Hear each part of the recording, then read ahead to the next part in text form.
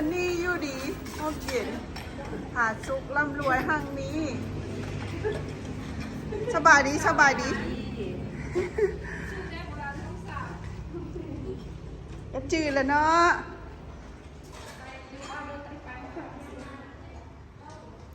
เพื่อนน้องสาวปลุกไม่หากันแล้ว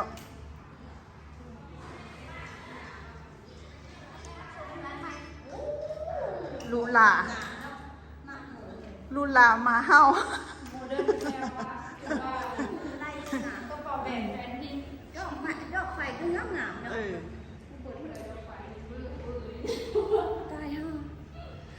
ลูลามาเฮาได้งานลงสาวนี่ได้บึกเฟอร์นิเจอร์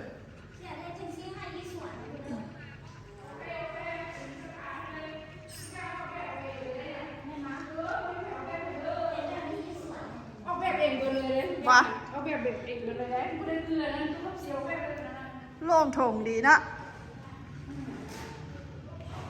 ได้แบบนี้ที่สวนเขาเรียกมาอะไรจะเป็นหน่วยที่สวน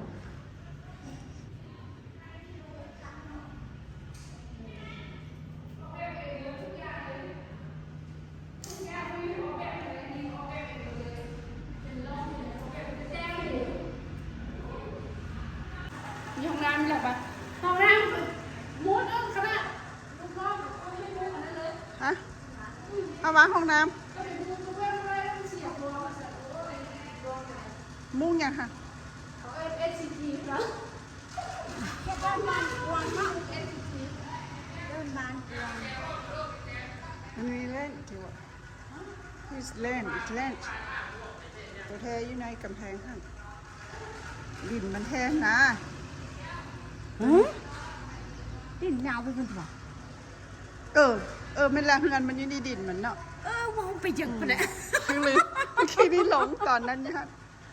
ตอนนั้นยะหลงว่าตอนนั้นไม่ละเงินมันอยู่ในดินไปยังไงเนาะบัดนี้เนาะดินตัวใดอันนั้นเงินไปเชียงค่ะลัดจะบอก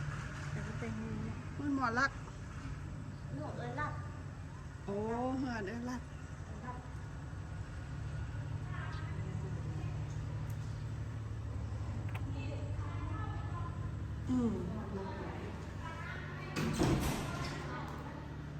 ห้องนอนก็เห็นโล่งเลยห้องนอนทางตะบริเมียนเลยเนี่ยห้องนอนก็อากาศโล่งเลยแต่ว่าแต่ว่า มองมีไส้ได้แท้มันนี่เปิดใช่มันโมเดิร์นจริงๆโอ้มันก็โอเคอยู่แต่มันจะพูดตรงกันไหนแต่ว่ามันโมเดิร์นจริงๆงามจ้ะไม่ใช่เขาเป็นเบิ้ลอีกเอาไปให้ไปเลยเบิ้ลแต่ว่าบริเมียนนี่ห้องนอนห้องน้ำงามแล้วคักแล้วไปคักแล้วเอาจนมาหน้าจนแห้วสุดยอดหน้าจนแห้วกันเก่งมากลูกพี่น้องพี่ฉันบอกเก่งมากน้องพี่หน้าจนแห้วอันอีโมดว่าโอ้กูเจียมไปใส่อันนั้นก็ต้องสั่น